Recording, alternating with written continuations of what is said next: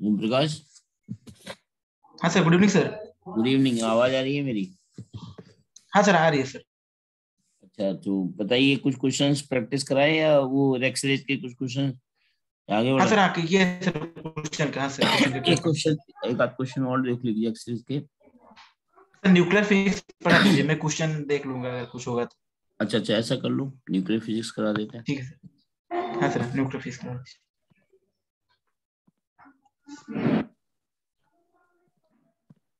Nuclear physics.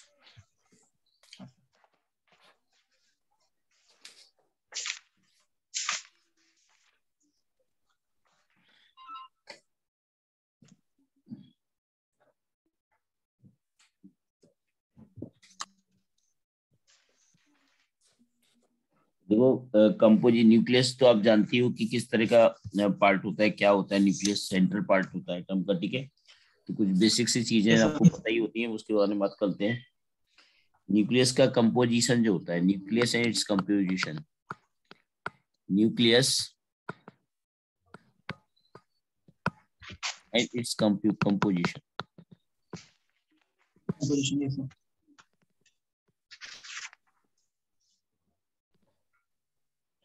देखो, nucleus का जो रदरफोर्ड ने इसका साइज के बारे में बताया था, ठीक है।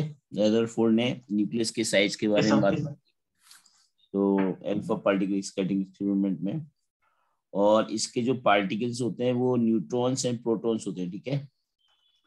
तो यस ये सर। बात ध्यान रखना कि साइज ऑफ न्यूक्लियस के बारे में जो information the, size of nucleus के बारे में जो जानकारी दी थी, वो हाँ सर। रदरफोर्ड ने दी थी, ठीक है। Yes sir. बेटा, रदरफोर्ड हाँ sir. In gold while gold gold foil experiment, ठीक है, foil gold full experiment. Experiment yes sir. और इसके जो न्यूक्लियस के अंदर जो होते हैं वो न्यूट्रॉन्स एंड प्रोटॉन्स पार्टिकल्स होते हैं। और न्यूट्रॉन्स के बारे में मैं बात कर दूं, वो चैडविक ने देखा था। किसने? Chadwick. Chadwick yes sir. Chadwick neutrons के बारे में, डिस्कवरी ऑफ न्यूट्रॉन्स की अगर खोज करने वाला जो है, वो डिस्कवरी जो करी थी वो चैडविक ने करी थी, ठीक है। अब बात यस ये आ सर। रही कि जो न्यूट्रॉन्स होता है वो न्यूट्रॉन होता है, न्यूट्रस होता है, मतलब ये न्यूट्रल होता है, ओके। और जो प्रोटॉन होता है वो पॉजिटिव होता है, yes sir. Positive particle yes होता है। सर। तो न्यूक्लियस में जो न्यूक्लियॉन्स किसको बोलते हैं यार, रखना, न्यूक्लियॉन्स किसका मतलब होता है, न्यूक्लियॉन्स का मतलब क्या है? ये नंबर ऑफ पार्टिकल्स, न्यूक्लियस के पार्टिकल्स को न्यूक्लियॉन्स बोलते हैं। न्यूक्लियस पार्टिकल्स इज ठीक कॉल्ड है। न्यूक्लियॉन्स। ये कुछ शब्द याद रखना, न्यूक्लियस पार्टिकल्स को न्यूक्लियॉन्स बोलते हैं, यानी कि प्रोटॉन्स प्लस न्यूट्रॉन्स, इनको कंबाइंड रूप से न्यूक्लियॉन्स बोलते हैं। क्या बोलते हैं? न्यू प्रोटॉन्स प्लस न्यूट्रॉन्स को कंबाइंड रूप में न्यूट्रॉन्स बोलते हैं। हाँ, न्यूट्रॉन्स, न्यूट्रॉन्स को कंबाइंड रूप से न्यूक्लियॉन्स बोलते हैं। मतलब हाँ protons plus nuclear. Neutrons is combinedly called nucleons. Is it clear? Yes sir, clear. अब बात यहाँ पे ये आती है कि जो न्यूक्लियस होता है, अगर कोई भी न्यूक्लियस एक्स है तो उसको हम लोग रिप्रेजेंट कैसे करते हैं? न्यूक्लियस को हम लोग इसके ऐसे भी रिप्रेजेंट करते हैं, यहाँ नीचे जेड लिखते हैं, ऊपर ए लिखते हैं। एक तरीका ये भी है, पीछे की साइड लिखते हैं। एक तरीका ये है कि ए आगे की साइड ऐसे लिखा जाता है, जेड पीछे की साइड। ये भी तरीका होता है लिखने का, ये भी तरीका सही है, मतलब दोनों वे में यस सर। रिप्रेजेंट कर सकते, ओके। लेकिन ऐसा कोई यस सर। तरीका नहीं है कि ऐसे लिख दो ए जेड, ऐसा लिखा, ये तरीका नहीं है। ये ट्रेडिशन में नहीं है, ज्यादातर ट्रेडिशन में ये होता है या ये होता है। Is it clear? ये होता है। Yes sir, clear. ये छोटी बात है लेकिन मैं बता रहा हूँ, ठीक है। हाँ सर, ठीक। तो ये है ऊपर जो, ये जो टर्म होता है, ऊपर वाला जो टर्म होता है, ये वो वाला, ये सर एटॉमिक, वो तो मास नंबर, और जेड होगा एटॉमिक नंबर। यस, ये मास नंबर है, ये एटॉमिक नंबर है। Yes atomic sir. नंबर, ये मास मास नंबर नंबर है। एटॉमिक। ये हाँ। इंटीजर में वैल्यू होती है, किसमें होती है? Yes sir. Integer value. Integer में होता है। जैसे फॉर एग्जांपल, अगर प्रोटॉन्स का न्यूक्लियस रिप्रेजेंट है, प्रोटॉन को भी, हालांकि प्रोटॉन वो पार्टिकल है, लेकिन प्रोटॉन को भी इस सिंबल में रिप्रेजेंट कर सकते हैं। कैसे रिप्रेजेंट करो प्रोटॉन को? 1p1 कितना? 1p1। हालांकि प्रोटॉन न्यूक्लियस नहीं है, बट पार्टिकल, उसको भी इस तरह के नोटेशन में दिखा सकते हैं। न्यूट्रॉन्स का कैसे लिखते ओके हैं? सर। न्यूट्रॉन्स का सिंबल क्या है? 0n1, इसका सिंबल है 0n1, ठीक है। और 0 ओके सर। इलेक्ट्रॉन का सिंबल क्या है? इलेक्ट्रॉन का जो सिंबल होता है, इलेक्ट्रॉन का जो सिंबल होता है -1 E0 होता है। क्या? -1 E0। अब इसको ऐसे भी लिख सकते हो, ऐसे ऐसे, एक ही चीज है। जिस कलर हाँ सर क्लियर। ऊपर भी बता चुका है। हालांकि न्यूक्लियस नहीं है, प्रोटॉन न्यूट्रॉन ये न्यूक्लियस नहीं है, पार्टिकल्स है, लेकिन इसको भी उसी तरह से रिप्रेजेंट करते हैं, ठीक है। ओके। रेडिएशन। अब बात करते हैं न्यूक्लियस, न्यूक्लियर ग्रुप होते हैं कुछ, ठीक है। Write down nuclear yes groups. Sir. Nuclear nuclear groups. पहला जो होता है आइसोटोप्स होता है। क्या होता है? आइसोटोप्स। आइसोटोप्स किसको बोलते हैं? Same atomic number. ये सेम एटॉमिक नंबर होता है, बट डिफरेंट जेड होता है। द एलिमेंट, हाँ सर। द एलिमेंट्स विच है, एलिमेंट्स का मतलब न्यूक्लियस है, ठीक है। द एलिमेंट्स विच हाँ हैव सर डायरेक्ट लिख दीजिए, सेम जेड लिख लीजिए शॉर्ट में। सेम जेड एंड डिफरेंट हाँ ए, सर। ठीक है, different A. Yes sir. Okay, second, actually मेरा फिर वो फ्लो नहीं बनेगा ना इस तरह से। ओके ओके हाँ ठीक है ठीक है ठीक है ठीक। आइसोबार्स, क्योंकि मुझे इस तरह से लिखने से क्या होता है, आदत पड़ी है, तो क्लास में जब पढ़ाता हूँ ना, तो ये चीजें याद, माइंड में याद आ जाती रहती है ना। ओके हाँ सर अच्छा बात क्योंकि है। एक आदमी पढ़ाने की वजह से ये चीजें अपने आप निकलने लगती है अंदर से। हाँ सर बिल्कुल। मेरी बात समझ रहे हो ना यार? है ना। आइसोबार्स, हाँ, आइसोबार्स में क्या होता है? सेम ए, अब मैं सेम सेम ए होगा, सेम मास नंबर होता है। सेम हाँ ए सेम है डिफरेंट डिफरेंट जेड। जेड, है ना। ऐसे कह रहे थे ना आप, यस ऐसे सर। लिख दो, है ना। हाँ सर ऐसे ही बोला था। हाँ अच्छा, थर्ड। अब मुझे बताओ आइसोबार्स क्या होते हैं? आइसोबार्स, आइसोटोन्स क्या होते हैं? आइसोटोन्स, तो उसमें ए और जेड सेम रहेगा दोनों। आइसोटोन्स में जो होता है ना, ए और जेड, ए माइनस जेड का जो डिफरेंस होता है वो सेम होता है। क्या होता है? हाँ ए माइनस जेड का डिफरेंस सेम रहता है। ए माइनस जेड का डिफरेंस। ये ऊपर क्या मैंने बताया था? आइसोटोप्स बताया था, आइसोबार्स नहीं हाँ सर। बताया। हाँ, आइसोबार्स तो हो गया ना। आइसोटोन्स की बात बता रहा हूँ। हाँ सर हो आइसोटोन्स गया किसको इस बोलते बार हैं? हो गया। ए माइनस सेम। जेड का मतलब यस होता सर है same number A of minus Z. Neutron same होते हैं। क्या होते हैं? न्यूट्रॉन सेम हो गए ना, नंबर ऑफ न्यूटन सेम। हाँ number sir. Of neutron same होते हैं। Is it clear? Okay sir. हाँ आइसोटोन्स सर बोले क्लियर। तो ए माइनस जेड कॉन्स्टेंट रहेगा, यानी न्यूट्रॉन्स ही तो होते हैं A minus Z. Okay sir. हाँ सर न्यूटन से उतना। हटा दो इसको। हाँ सर हटा दीजिए। हो गया लिख दीजिए। अब ये बात आता है इसमें कि, अब बात अगला जो एक और होता है वो आइसोडायोफर्स, ऐसा कुछ होता है आइसोडायोफर्स। हालांकि एक और देखा गया आइसोडायोफर्स, ये भाई, हाँ सर। आइसोडायोफर्स का नाम सुना है? नो सर पहला बार सुन रहा हूँ। आइसोडायोफर्स, ये पूछ सकता है आपसे कि आइसोडायोफर्स क्या होते हैं? Isodiaphers different neutron and protons होते हैं। These are the elements which have same difference in neutrons and protons. Neutron और प्रोटॉन का डिफरेंस सेम होता है, लेकिन these are the elements which have the same difference in neutrons and protons, मतलब neutrons और protons का जो difference होता है वो सेम होता है सेम सेम। होगा। अब आप ऐसे कह सकते हो कि ए जो होता है वो पी प्लस एन होता है। पी पी बोले तो जेड ना। ये सर। तो अब आप देखो कि एन माइनस पी को ले सकते हो ए माइनस जेड, ए माइनस जेड ना। हाँ सर। ये सर। और एक मिनट पूछा जा सकता है, पता है डायरेक्ट इससे क्वेश्चन आ जाएगा। जैसे हमने लिखा ए माइनस, अगर यहाँ पे लिखेंगे एन माइनस पी, यहाँ मैंने क्या पूछा, these are element which have the same neutrons and protons, same difference, difference लिखा ना, लिखिए ये दीज आर द हाँ sir. Same difference, same difference in neutrons neutron and protons. And protons.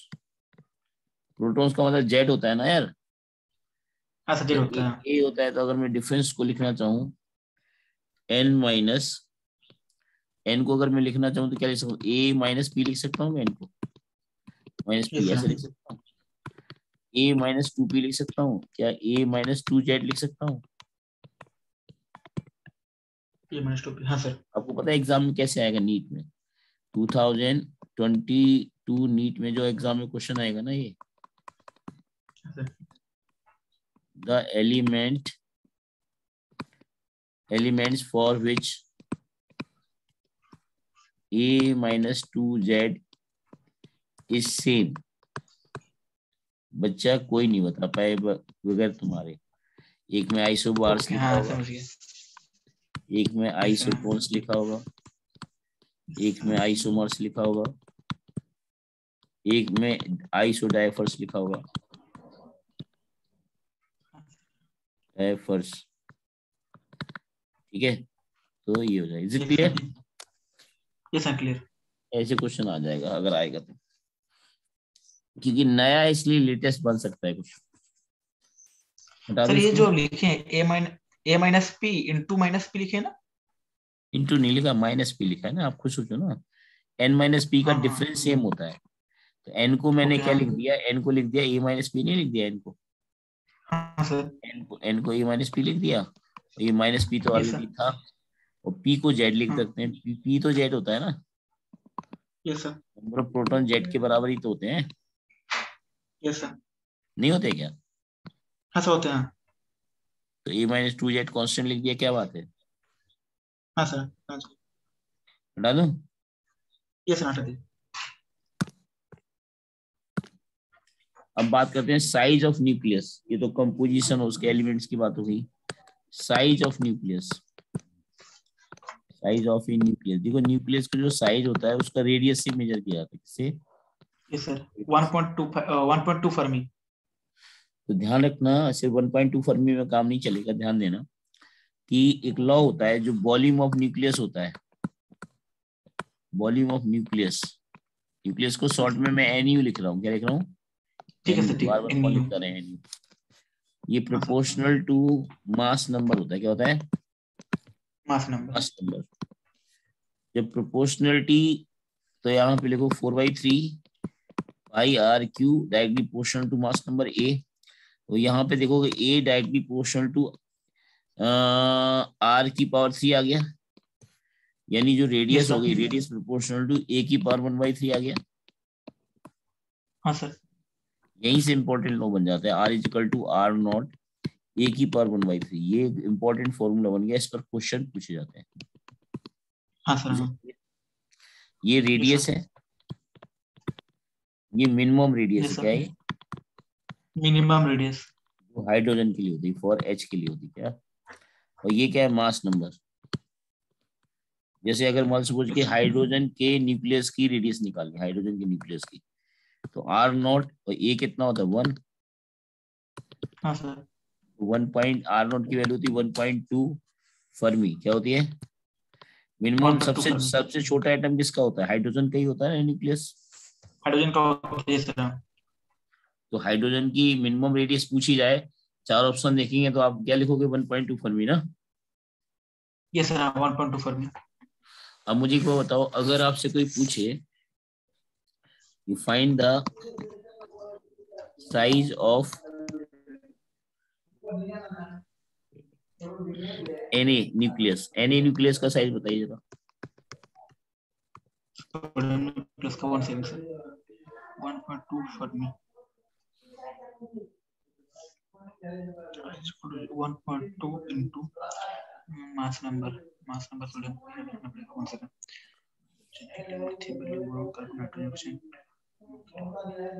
Sir sodium का दिया है क्या? एटॉमिक नंबर 11 होगा ना? Atomic number. एटॉमिक नंबर थोड़ी होता है बेटा, मास नंबर होता है. हाँ सर, नहीं सर, मैं एटॉमिक नंबर से निकालूंगा ना मास नंबर. 11 23 एटॉमिक होगा. नंबर 11 होता है. यस. देखो उससे तो कैसे 23 निकालोगे? सर, वो एक्चुअली फॉर्मूला होता है 11 into 2 plus 1. अच्छा 11 into 2 plus 1. अच्छा तो 23 हो जाएगा ना? हाँ 23 होगा.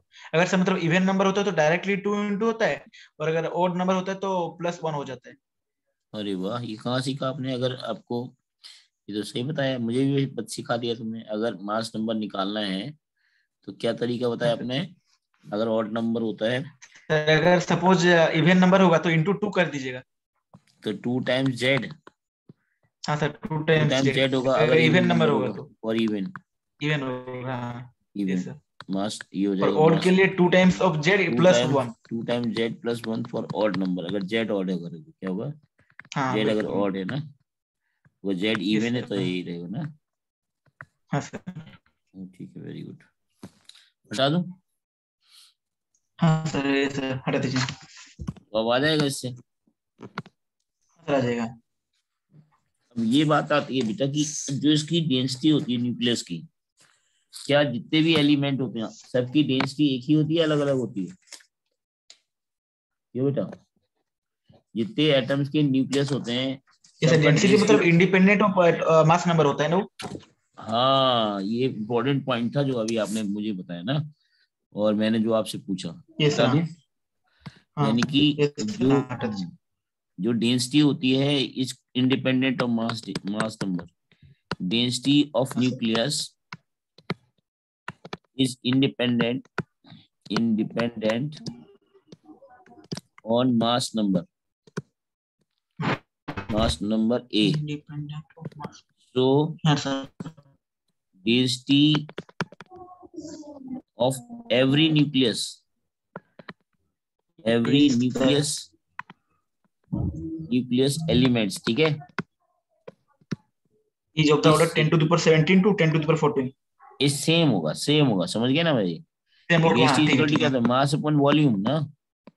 हाँ सर. इस चीज को मास क्या होता है? ए. वॉल्यूम क्या होगा? 4/3 हाँ सर. पाई हाँ सर. आर नॉट ए की पावर 1/3 का होल क्यू ना. हाँ सर.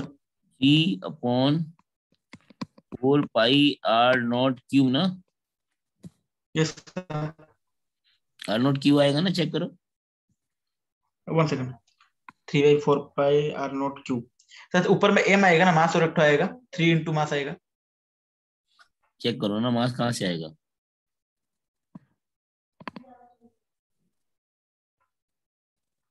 अरे बेटा ए की पावर 1/3 नीचे है, इसका स्क्वायर क्यू करेंगे तो नीचे ये आएगा, तो ए से कट नहीं जाएगा ये.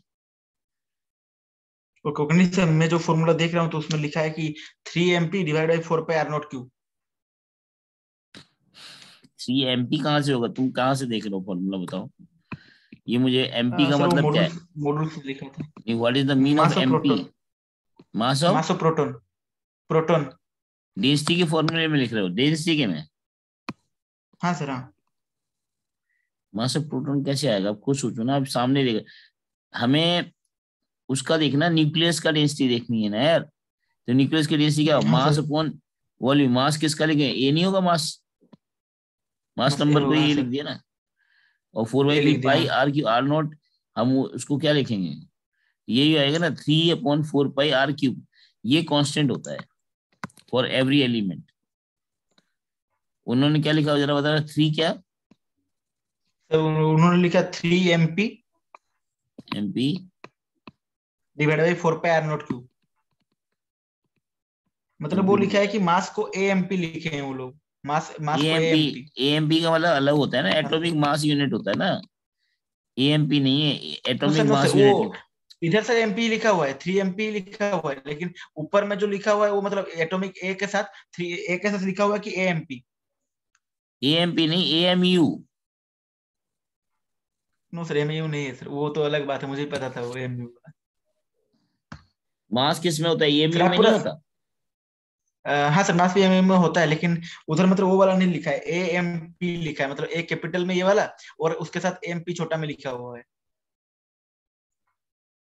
वो गलत लिखा, काट दो, एएमपी नहीं, वो एएमयू है। हाँ सर, वो गलत होगा सर, अब पता नहीं। एएमपी क्या होता है, आप खुद मुझे बताओ, what is the AMP, what is mean of AMP, आज तक मैं पहली बार सुना हूं एएमपी। सर हाँ, मुझे भी डाउट है, एमपी तो मुझे लग रहा था मतलब मास ऑफ प्रोटॉन होगा शायद। एमपी नहीं है वो, एटॉमिक मास यूनिट है, सही करो उसको। ये सर नीचे लिखा हुआ है कि ए इज एएमपी और nearly equal to A into MU लिखा हुआ है। चलो छोड़ो, हाँ जो ये लिखा है मैंने वही लिख लो आप, ठीक है ना। ठीक है ठीक है ठीक है, ये सर। ज्यादा हाँ चक्कर में मत पड़ो यार। हाँ सर, ज्यादा वो चक्कर में वो, ठीक है, 1 सेकंड। ज्यादा चक्कर में एम पड़ोगे तो जो बाई आता टी। होगा वो भी भूल जाओगे। हाँ सर बिल्कुल। ये ध्यान रखना कि डेंसिटी कांस्टेंट होती है ये। अब मैं सबसे इंपॉर्टेंट बात तो की उसका बात वैल्यू करूँ दिया ये। है 2.3 इंटू 10 to the 17। इसका 2.3, अच्छा उसको सॉल्व करेंगे ना। हाँ, सॉल्व करने से वो आएगा। हाँ तो इसका मतलब अब इससे समझो कि डेंसिटी कितनी हाई है। अब इससे समझ लो इसका हाँ डेंसिटी सर। हाई हाई आने का मतलब समझते हो क्यों ऐसा हाई आया। क्योंकि क्यों जितना सर? साइज स्मॉल होगा उतनी ही डेंसिटी हाई होगी ना यार। हाँ सर, कॉम्पैक्टली उतना पैकेट होगा। हाँ क्योंकि न्यूक्लियस आपको पता है दिखता नहीं है, इतना छोटा साइज होता है उसका, तभी तो डेंसिटी बहुत हाई आती है उसकी, हाँ सर, है ना। हाँ, बिल्कुल बिल्कुल, 10 to the 17 का ऑर्डर में आ रहा है। हाँ बताइए, भयंकर है। इतना छोटा है कि इतना कंप्रेस हो रखा है कि वो हमें दिखाई भी नहीं दे रहा है, इतना हाई डेंसिटी का है ना। हाँ सर, हाँ बिल्कुल, ये सर। तो ये है इसका डेंसिटी। अब न्यूक्लियर फोर्स की बात कर लेते हैं, ठीक है। व्हाट न्यूक्लियर ये sir. Force and stability of nucleus, nuclear force and stability of nucleus. ये sir. Nuclear forces and stability of nucleus.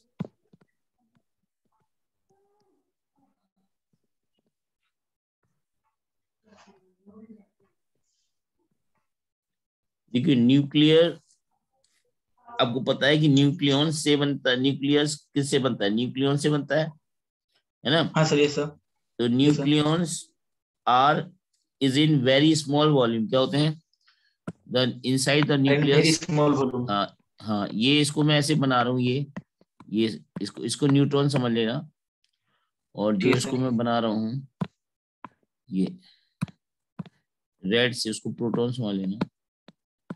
ठीक है सर। तो इसके अंदर, न्यूक्लियस के अंदर ये दोनों तरह के पार्टिकल्स होंगे, जरा ध्यान से समझना। मतलब ये न्यूट्रॉन्स हैं और ये आपके प्रोटॉन्स हैं, प्रोटॉन। हाँ इनको सर, कंबाइनली न्यूक्लियंस बोलते हैं, न्यूक्लियंस। न्यूक्लियन बोलते हैं, हाँ सर। ठीक है। तो मैं बात कर रहा हूँ इसकी कि ये दोनों जो होते हैं स्मॉल वॉल्यूम में होते हैं, both are in small volume, क्या है, स्मॉल, बहुत सारे small volume. Volume. Both are in small volume. ये स्मॉल वॉल्यूम में अगर होंगे तो इसमें दो तरह के फोर्सेस काम कर रहे होते हैं मेनली, ठीक है। There are two types of forces, there are two types of forces between nucleons, किसके बीच में, न्यूक्लियंस के बीच। न्यूक्लियन। पहला जो फोर्स होगा इलेक्ट्रोस्टैटिक फोर्स होगा, क्या होगा, इलेक्ट्रोस्टैटिक। Electrostatic force. और इलेक्ट्रोस्टैटिक जो फोर्स होगा ये रिपल्सिव होगा, कैसा, बिटवीन प्रोटॉन लगेगा, क्या लगेगा, strong between repulsive force. Protons लेके स्ट्रॉन्ग, रिपल्सिव। ये नेचर कैसा होगा, रिपल्सिव होगा ना बेटा, प्रोटॉन और न्यूट्रॉन के बीच में तो लगता ही हाँ नहीं है ना ये। स्ट्रॉन्ग रिपल्सिव हाँ। Forces between protons, between protons, is it clear. ये सर क्लियर है। बताओ जितना कम डिस्टेंस होगा फोर्स उतना हाई नहीं हो जाएगा। हाँ सर बिल्कुल। कोई भी प्रोटॉन पकड़ लो, ये दोनों प्रोटॉन पकड़ लो, डिस्टेंस कम है, या ये दोनों प्रोटॉन पकड़ लो, या ये दोनों प्रोटॉन पकड़ लो, ये दोनों प्रोटॉन, कोई भी दो प्रोटॉन पकड़ लो ना यार, कैसा ना पॉजिटिव पॉजिटिव रिपेल करेगा बहुत जोर से। बहुत जोर से, क्योंकि डिस्टेंस कम है ना यार। हाँ सर हाँ। ओके ना यार, ठीक है। यस सर हाँ सर। तो जरा यस सर। देखिए, स्ट्रॉन्ग इलेक्ट्रोस्टैटिक फोर्स लगेगा, वो रिपल्सिव होगा, स्ट्रॉन्ग बिटवीन द प्रोटॉन्स लगेगा। अब बात यस सर करते बिटवीन द हैं, प्रोटॉन। हाँ, अब एक और फोर्स लगेगा इसमें, न्यूक्लियर फोर्स। क्या है? Nuclear force. Nuclear force, nuclear force. अब ये जो न्यूक्लियर फोर्स है, ये चार्ज पे डिपेंड नहीं करता, इंडिपेंडेंट ऑफ चार्ज होता है। क्या होता है? It is, independent of charge. हाँ, इंडिपेंडेंट ऑन चार्ज। ये चार्ज पे डिपेंड ही नहीं करता भैया। जब चार्ज पे डिपेंड नहीं यस करेगा, सर। तो न्यूट्रॉन न्यूट्रॉन के बीच में भी लगेगा, न्यूट्रॉन प्रोटॉन के बीच में लगेगा, और प्रोटॉन प्रोटॉन के बीच में भी लगता है। मतलब हाँ nuclear force, sir. In nuclear force, ये भी न्यूक्लियर फोर्स है, ये भी न्यूक्लियर फोर्स है, ये भी nuclear force. Is clear? Yes sir clear. मतलब न्यूट्रॉन न्यूट्रॉन के बीच में, प्रोटॉन न्यूट्रॉन के बीच में, प्रोटॉन प्रोटॉन के बीच में ये लगता है। हाँ सर बिल्कुल हाँ। अब जरा देखो, अब मैं इसकी स्टेबिलिटी के बारे में बात करूँ तुमको, ये एक तरीका यहाँ समझा रहा हूँ, जरा स्ट्रॉन्ग मजा आ जाएगा तुमको। एक यस मिनट। सर। जैसे मान लो हमने ये दिखाया, और जितने भी प्रोटॉन्स होंगे, एक बात मुझे बताओ, प्रोटॉन अंदर की साइड रहेंगे या बाहर की साइड रहेंगे? Sir 1 second. सर प्रोटॉन अंदर की प्रोटॉन, साइड रहेगा। प्रोटॉन अंदर बाहर की साइड रहेंगे। बाहर की रीजन रीजन साइड। बताता हूँ, रुक जाओ। हाँ सर। ये मुझे मजा आता है ना, जो तुम बोलते हो उसका उल्टा बोलने में मुझे मजा आता है ना? क्यों यस ओम सर। प्रकाश? हाँ सर। मजा यस आता सर है हाँ आपको, आपको परेशान करने में। ठीक है। अब जैसे ये प्रोटॉन्स हैं, यस। तो कुछ कुछ प्रोटॉन अंदर ही रहेंगे ऐसा नहीं है, लेकिन ज्यादातर प्रोटॉन बाहर ही रहते हैं। क्यों रहते हैं बताता हूँ। Yes sir.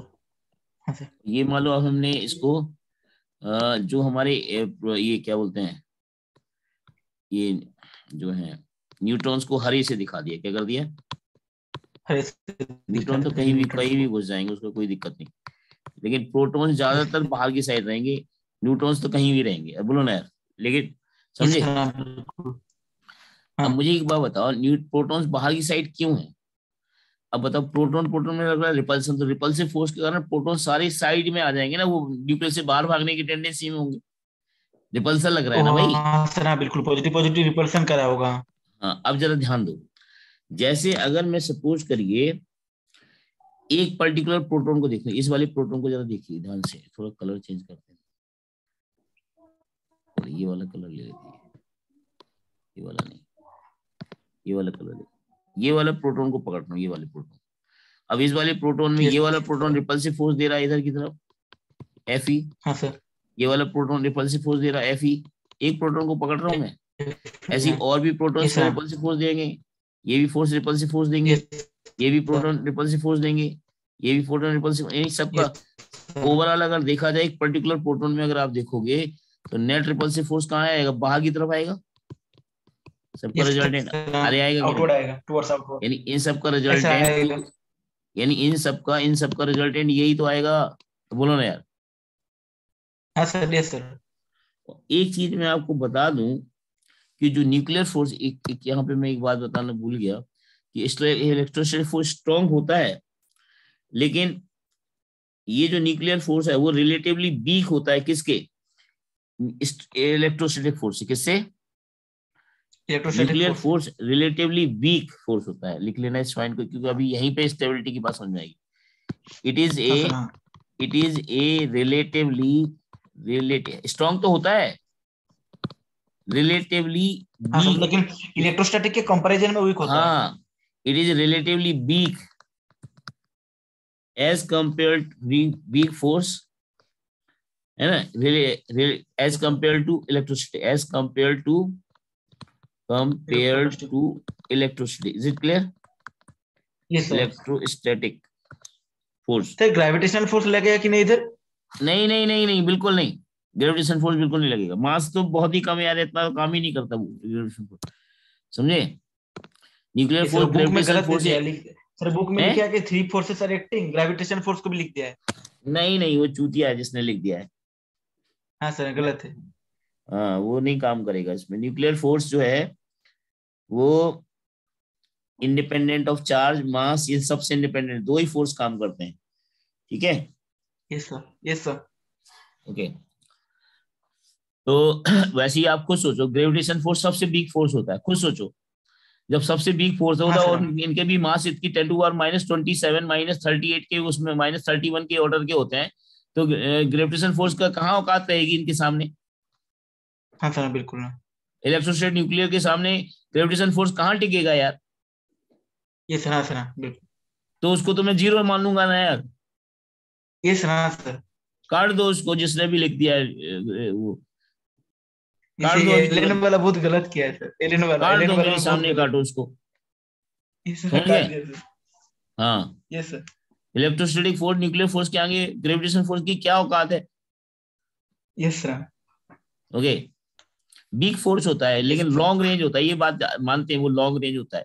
ये दोनों लॉन्ग रेंज नहीं होते, शॉर्ट रेंज होते हैं लेकिन स्ट्रांग होते हैं, है ना। हाँ अब सर। खुद सोचो, दो प्रोटॉन ले लो, सेम सेम प्रोटॉन ले लो, और उनके बीच में इलेक्ट्रोस्टैटिक फोर्स निकालो, और उनके बीच में ग्रेविटेशन फोर्स निकालो, 10⁻28 का ऑर्डर आएगा लगभग लगभग, 20 की हाँ सर, 10⁻28 टाइम्स से कहीं ज्यादा आधा होगा, 28 से कहीं स्ट्रॉन्गेस्ट ज्यादा होगा, बताओ 10⁻28 कहाँ वो, और कहाँ वो, वो एक है, वो तो 10⁻28 है, इतने गुना भारी है, हाँ भयंकर सर, है। बिल्कुल बिल्कुल बिल्कुल सर, हाँ। तो क्यों ग्रेविटेशन फोर्स को परेशान कर रहे हो उसमें डाल के? Yes sir, okay sir, okay. Okay, तो it is relatively weak force as compare to electrostatic force. Okay, अब हाँ जरा सर, मेरी बात को समझना ध्यान से, और ये चार्ज इंडिपेंडेंट होता है, ये मैंने पहले लिखवा दी, चार्ज पे डिपेंड नहीं करता। अब मैं ओके उसी सर, हाँ पॉइंट हाँ पे सर। जा रहा हूँ जो मैं जिस पॉइंट पे जाना चाहता हूँ, जरा देखिए। जैसे मान लेते हैं, अब इसी प्रोटॉन पे जिसको हमने ये सर्किल किया, इसी प्रोटॉन पे, और यार ना, ये जो न्यूक्लियर फोर्स होता है ये अट्रैक्टिव होता है, कैसा होता है ये? Attractive in attractive, nature. हमेशा अट्रैक्टिव होता है, अट्रैक्टिव नेचर का होता है। ये बात मालूम थी ये तुमको, यस ये सर। अट्रैक्टिव नेचर का होता है ये न्यूक्लियर फोर्स? ये सर हमेशा होता है पता नहीं था, लेकिन होता है, अट्रैक्टिव होता है बोल के पता था। हमेशा होता है, कभी भी रिपल्सिव नहीं होता, कभी भी रिपल्सिव नहीं होता, ठीक है। कहीं अगर रिपल्सिव लिखा तो काट देना, ओके। Okay sir, okay. अब मैं आज आज न्यूक्लियस के अंदर घुस चुका हूँ अच्छे तरीके से, हाँ सर, ठीक है सर, ठीक है, हाँ। ओके।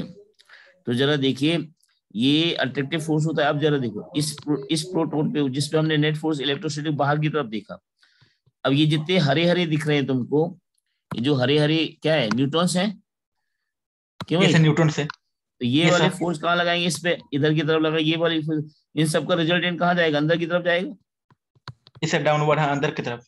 अंदर की तरफ। ये जो फोर्स पीला नेट जो मैंने बड़ा सा एरो बनाया पीला, ये जो है हाँ sir. Resultant of nuclear forces है, क्या है ये?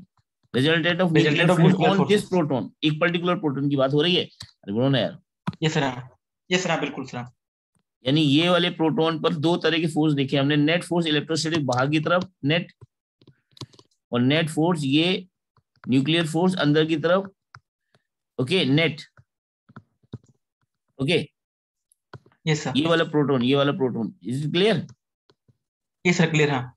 अगर ये दोनों फोर्स बैलेंस रहेंगे, अगर ये net net net electrostatic force net nuclear force को बैलेंस किया रहेगा, तो ऐसा न्यूक्लियस स्टेबल रहेगा, क्या रहेगा?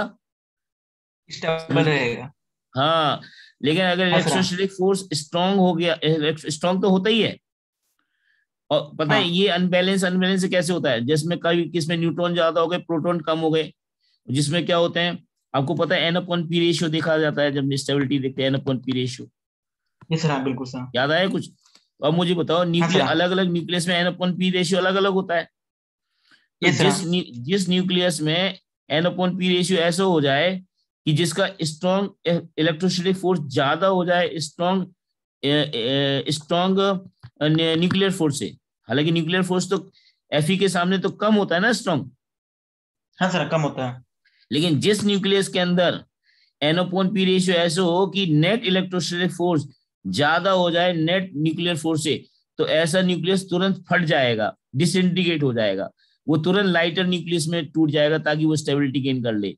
तो ऐसा ये सर, जिसमें हाँ, होता बिल्कुल। है वो अनस्टेबल न्यूक्लियस होता है। क्या मैं बिल्कुल सही कह रहा हूँ, नहीं कह रहा हूँ? ये सर, हाँ, बिल्कुल सही कर रहे हैं आप।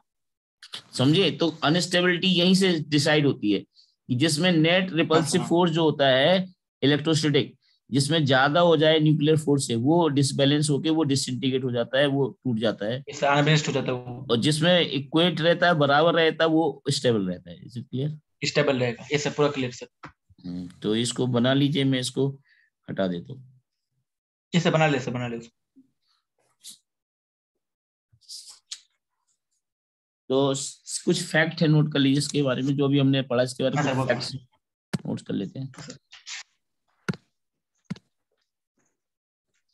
ये देखिए, sir. Nuclear force is independent of charge on particle, ये तो बता चुका हूँ। न्यूक्लियर ये sir. Force is a very short range force. It appears between two particles very close. ठीक है? For a लिखिए, for a nucleus to be stable, for a nucleus, important conclusion बता रहा हूँ, for a nucleus to be stable, for a nucleus to be stable,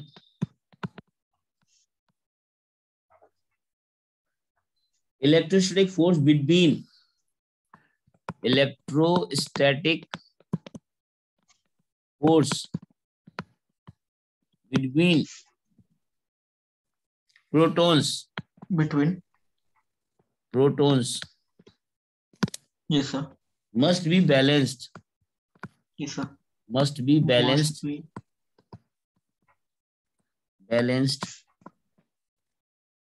with by the strong nuclear force. by nuclear the force. by the all nuclear forces, all मतलब net, all का मतलब net है, और हाँ sir. Okay, all nuclear ये sir. forces, all nuclear forces मतलब neutron proton proton neutron, इनमें भी तो लगेगा न्यूक्लियर फोर्स। हाँ सर, बिल्कुल। और एक, हाँ, all nuclear forces ये सर। between nucleons, हाँ सर। ओके। ये सर। बस ये सर, ये रीजन, डिस्टेंस के ऊपर भी डिपेंड करता है ना, डिस्टेंस के ऊपर भी डिपेंड करता है ना। साइज जितना स्मॉल होगा ना, जितना ज्यादा बड़ा साइज होगा, उसमें न्यूक्लियस जितने ही ज्यादा होंगे उतनी ही ज्यादा उसमें डिस्टॉर्शन होगा। हैवी न्यूक्लियस ज्यादा अनस्टेबल होता है, पता है आपको? हाँ सर। हैवी न्यूक्लियस डिस्टेंस पे डिपेंड नहीं करता है, ये डिस्टेंस पे वो जो रहता है, ये हाँ साइज पे डिपेंड जरूर करता है। उसको आप डिस्टेंस से जोड़ सकते हो आप, क्योंकि स्मॉल साइज है तो वो स्टेबल रहेगा, अनस्टेबल। ठीक है? तो साइज जितना छोटा होगा अनस्टेबिलिटी उतना ज्यादा होगा ना। हाँ, देखो, साइज अगर स्मॉल होगा तो हम ये नहीं बोल सकते कि उसमें देखना पड़ेगा ना कि वही नेट फोर्स का बैलेंस क्या हो रहा है, लेकिन जो बड़े साइज के एटम्स होते हैं वो ज्यादा डिसइंटीग्रेट होते हैं। स्मॉल जैसे जिसका एटॉमिक नंबर ज्यादा होता है, मास नंबर ज्यादा होता है, वो ज्यादा अनस्टेबल होते हाँ सर, बिल्कुल। हैं ना। तो वो यस डिस्टेंस का सर। एग्जैक्टली मुझे फंक्शन नहीं मैं बता सकता हूँ ना, उसके उस बारे में मुझे आइडिया चल रहा हो पा रहा है। ठीक है?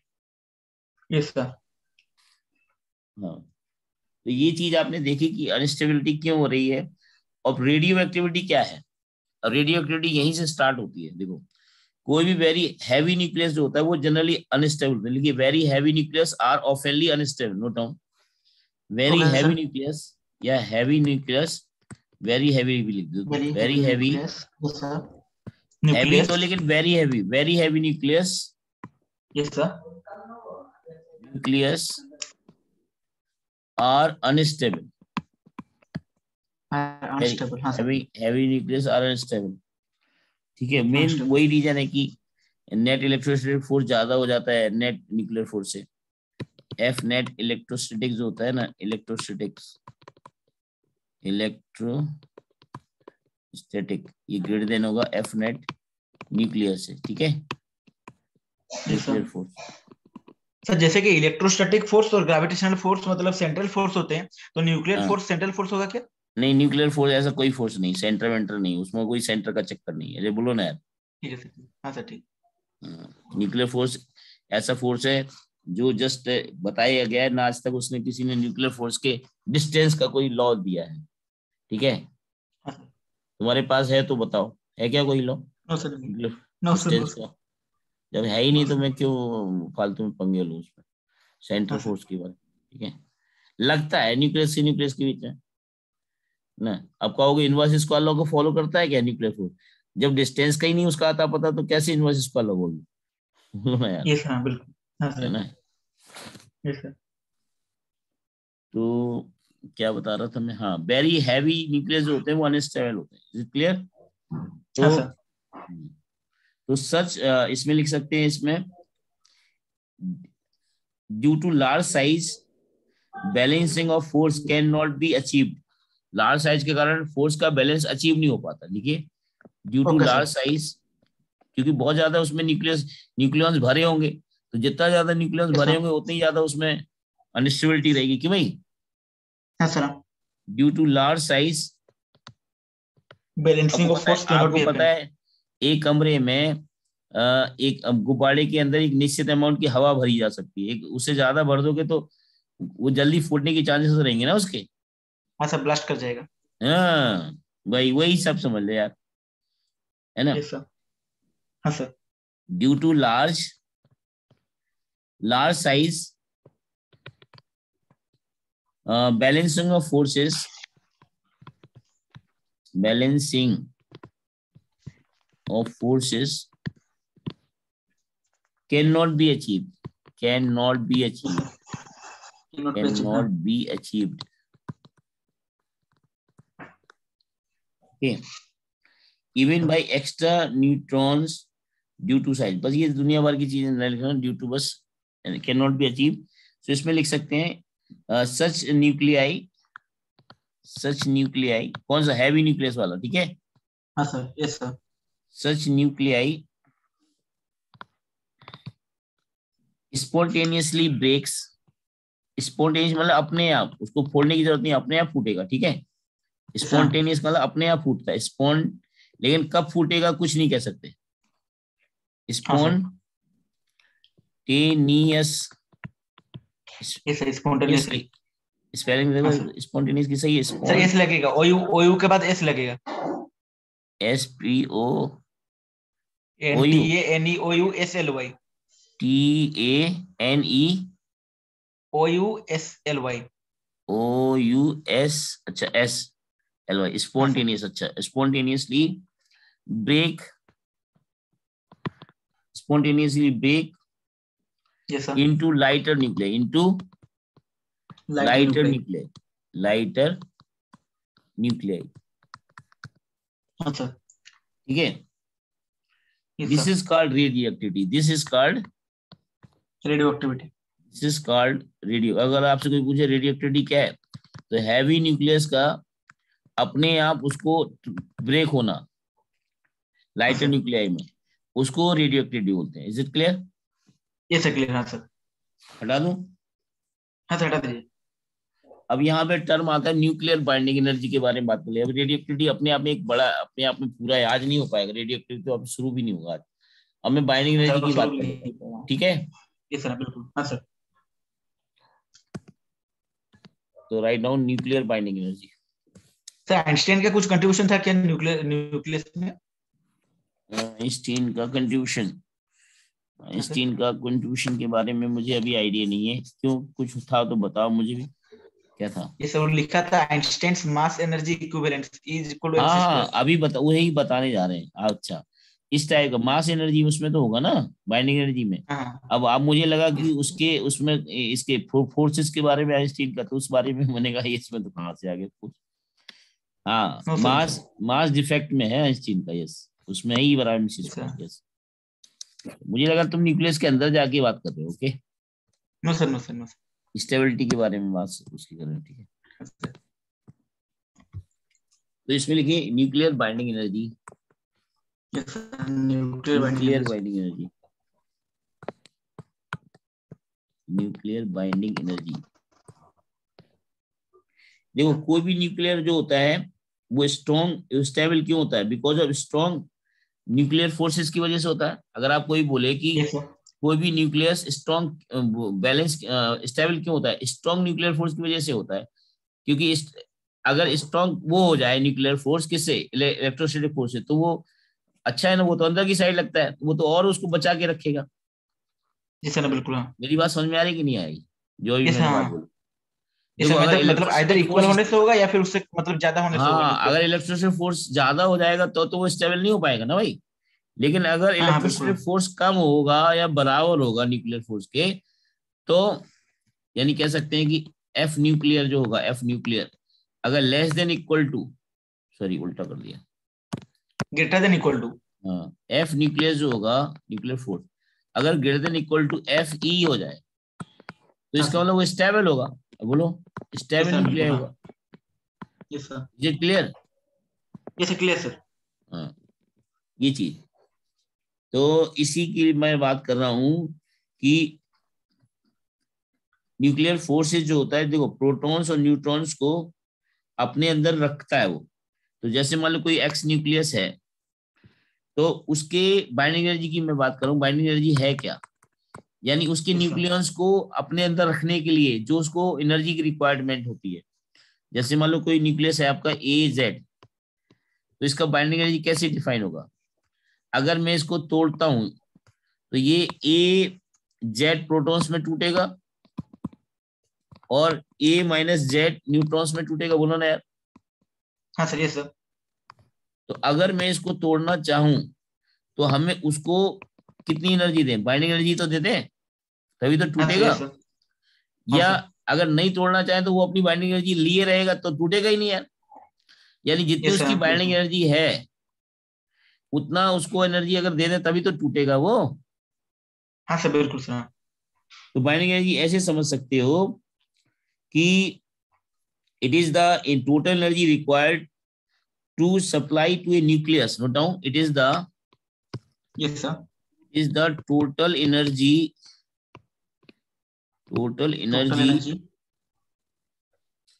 required yes sir, required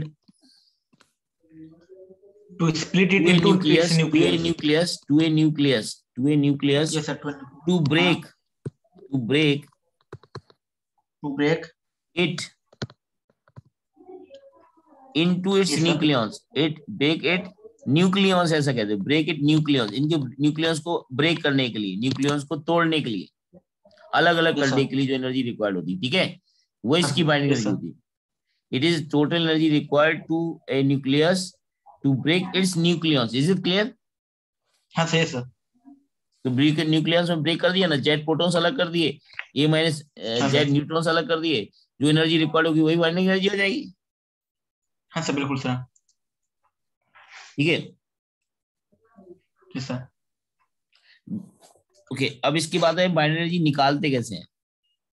binding yes energy MC को स्क्वायर, निकालने का तरीका देखो, तो बाइंडिंग एनर्जी का क्या कॉन्सेप्ट है निकालने का।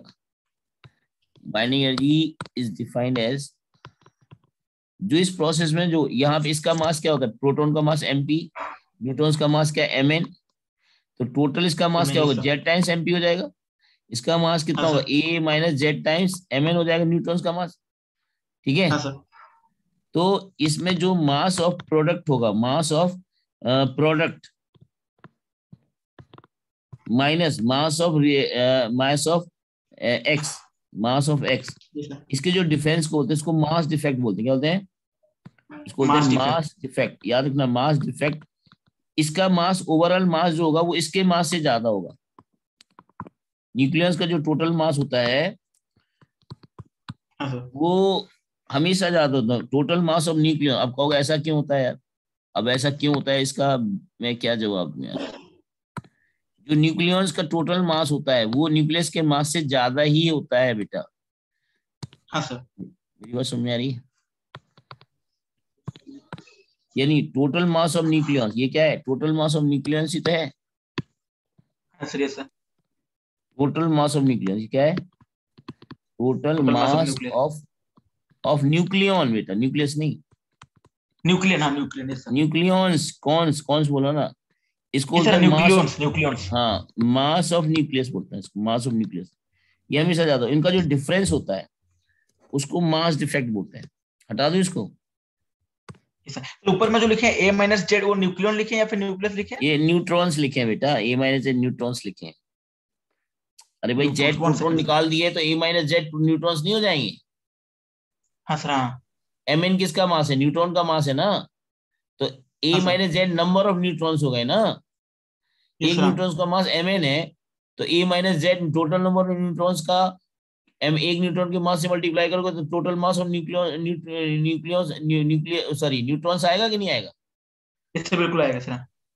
ये न्यूट्रॉन्स लिखा, न्यूक्लियस नहीं लिखा, ये न्यूक्लियस लिखा है, ये सॉरी ये सर, न्यूट्रॉन्स लिखा है, क्या लिखा? Neutrons, neutrons, yes sir. Nucleus नहीं है ये। हाँ सर, हटा दो इसको। ये सर हटा यानी दीजिए, हटा दीजिए। Delta M of nucleons, nucleons is greater than delta m of nucleus, yes sir. Nucleus. यानी कि जो मास डिफेक्ट, इसी को मास डिफेक्ट बोलते हैं, इसी को बोलते हैं मास डिफेक्ट। हाँ, डिफेक्ट। ये क्या हो जाएगा? z times mass of proton plus a minus z times mass of neutron minus mass of x, ये मास डिफेक्ट हो गया। अगर ये मास AMU में, इफ MP MN, ये अगर kg में, ध्यान रखना, अगर ये kg में है तो एनर्जी निकालते हैं, जो बाइंडिंग एनर्जी जो निकालती है वो डेल्टा M इन kg, इसको डेल्टा M से represent, delta M in kg multiply by c², यानी कि जो भी मास डिफेक्ट इन kg में आए उसको 3 c² मतलब 3 × 10⁸ का होल स्क्वायर, ये आइंस्टीन मास एनर्जी रिलेशन से निकालता है। इसकी एनर्जी यूनिट आएगी जूल, आएगी, कितनी आएगी? जूल। जूल आएगा। और याद रखना कि 1 जूल बराबर होता है 1.9 × 10⁻20 1.9 × 10⁻19 इलेक्ट्रॉन वोल्ट। बोलो ना यार, ये सर, सर ये होता है कि नहीं? हाँ जी सर, हाँ जी सर। 1 जूल बराबर 1.9 × 10⁻19 इलेक्ट्रॉन वोल्ट होता है। ये सर, एक बार कंफर्म करो, ये 1 जूल बराबर 1.6 था शायद, चेक कर लीजिए थोड़ा। अच्छा 1.6 होता है, 9 नहीं, वो सही कह रहे हो आप, 1.6 ही होता है। Yes, yes sir. हाँ वही मुझे डाउट से लगा कि 1.6, 10⁻19 इलेक्ट्रॉन वोल्ट होता है 1 जूल में, ठीक है? Okay sir, okay. नहीं उल्टा कर दिया सर, उल्टा कर 1 दिया sir, electron electron volt, volt. हाँ 1 इलेक्ट्रॉन वोल्ट होता है 1.6 10⁻19 जूल। इलेक्ट्रॉन वोल्ट सही है। छोटा यूनिट है ना, इसको सही कर ली, इतने जूल होता है। इसलिए मुझे कुछ डाउट से लगा ना इसमें। अब पढ़ाते पढ़ाते कीजिए, कई बार इधर उधर हो जाती है। अरे बोलो। तो 1 इलेक्ट्रॉन वोल्ट बराबर इतने जूल होता है। अब आप ध्यान देना, अगर मैं डेल्टा बी, अगर मास डिफेक्ट को AMU में लूं, किस में लूं? AMU में। हाँ सर।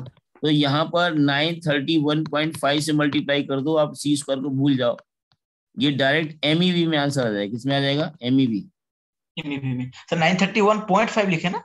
हाँ 931.5, यस।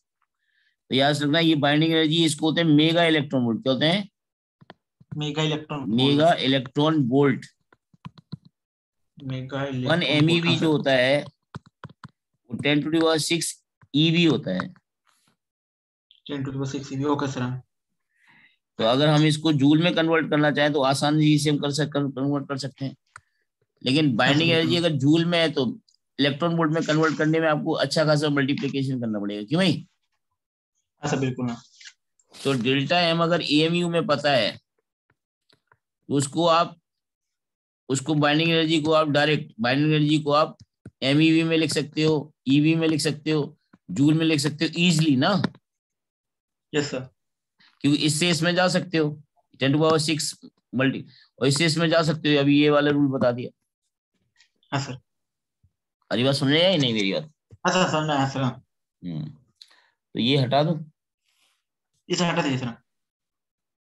ओम प्रकाश आज के लिए इतने ही, मेरा दिमाग थक चुका है, बाकी कल देखेंगे। हाँ ठीक है। तो इसका ग्राफ बनाएंगे तो क्या आएगा? इसको कल देखेंगे ग्राफ। ओके ठीक है सर, ठीक। Good night sir, good night. Good night. Good night.